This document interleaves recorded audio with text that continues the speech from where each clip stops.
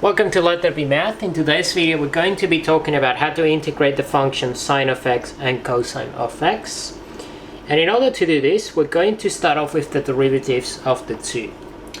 Now we know, for example, that if we want to differentiate the function sine of x, that is going to give us cosine of x.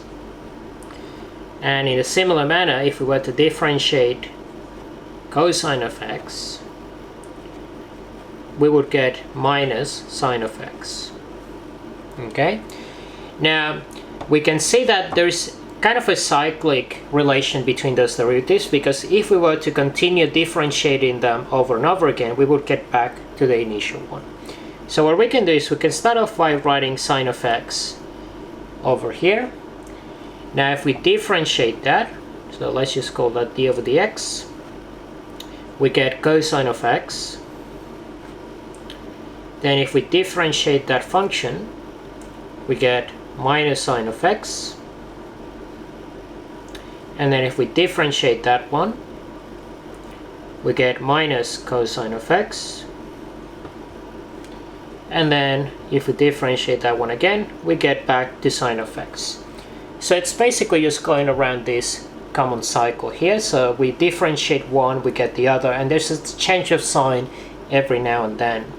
So now if we want to find out what would be the integral of these functions, well, we can start off by looking at it in the opposite direction. So what I mean by that is, to look at the integrals, we're just going to move in this direction marked in blue, and that will give us the integral of those functions by definition. So let's start off with sine of x. If we integrate it, we should be getting back to minus cosine of x. So that already gives you a clue as to what this should be. So we're going to end up with minus cosine of x dx. And then if we're starting out with cosine of x, then that means we're starting on this end of that cycle, and we're going to move up to sine of x, and that's going to be our integral. So that's going to be sine of x plus some constant c. Okay, so that's going to be how we derive those integrals.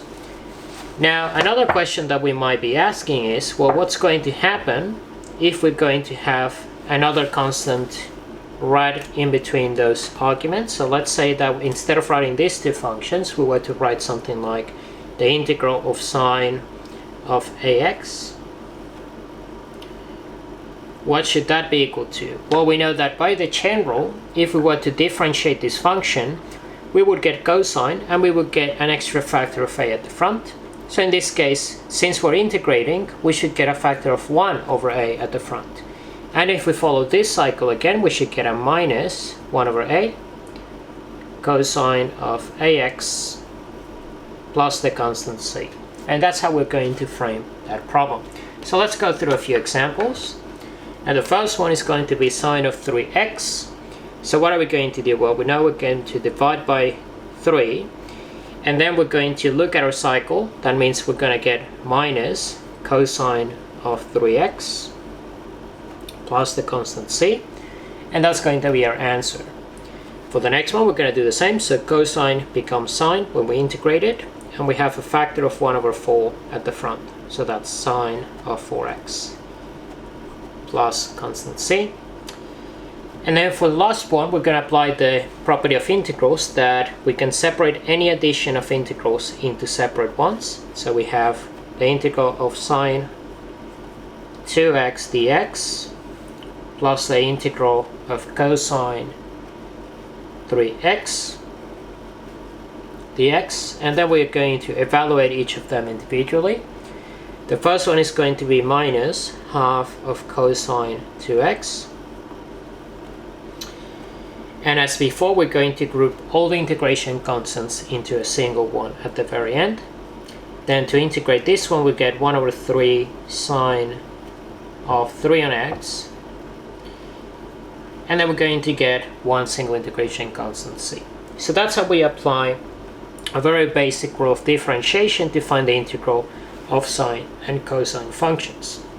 So if you guys would like to see more content from LetThereBeMath, make sure you hit the subscribe button, and I will see you guys in the next video.